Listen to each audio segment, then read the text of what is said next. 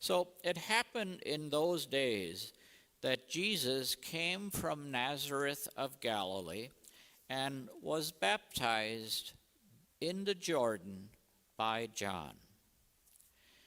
On coming up out of the water, he saw the heavens being torn open and the Spirit, like a dove, descending upon him.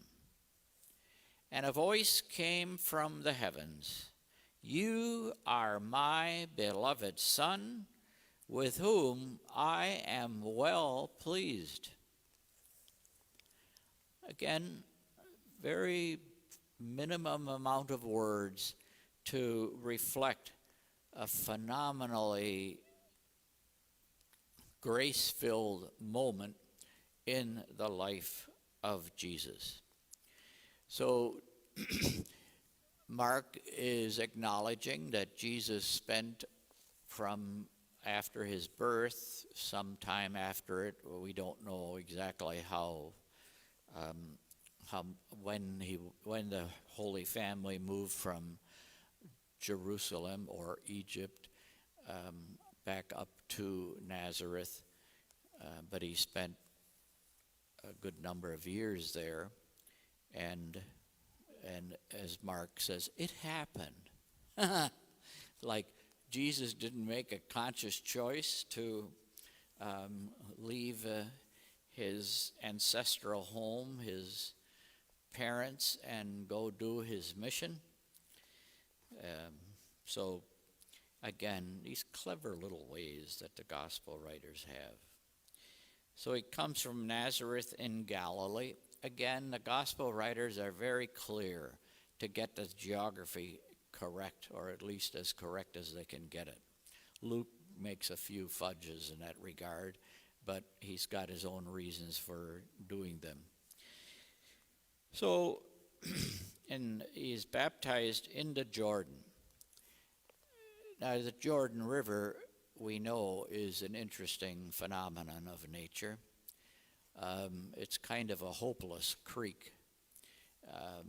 As we know from Old Testament passage where a Gentile official had what was considered in those days leprosy, and they finally encouraged him to go to the prophet. And of course, this guy thought he should be treated rather well because he had this official position. And when he got to the prophet sent a messenger and said, "Go jump in the Jordan River."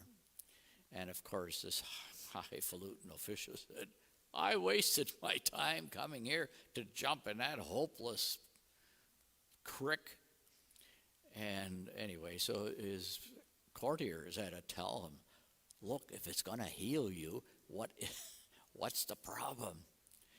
Anyway, again, the funny things that happen, and we need to be aware of situations, and they always remind us of some facet of our own way of looking at life.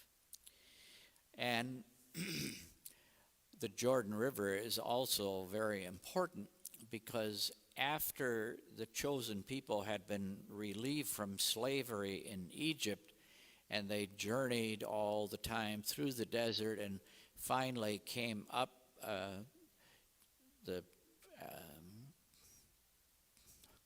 went north in order to get into the promised land, they had to cross the Jordan River. So it was yet another experience of going through water to get to where they were destined to go. They came through water at the Nile River, Red Sea, and that was celebrating freedom from slavery. They crossed through the Jordan River as a way of celebrating how they could now experience this land that was bequeathed to them by an all-generous God.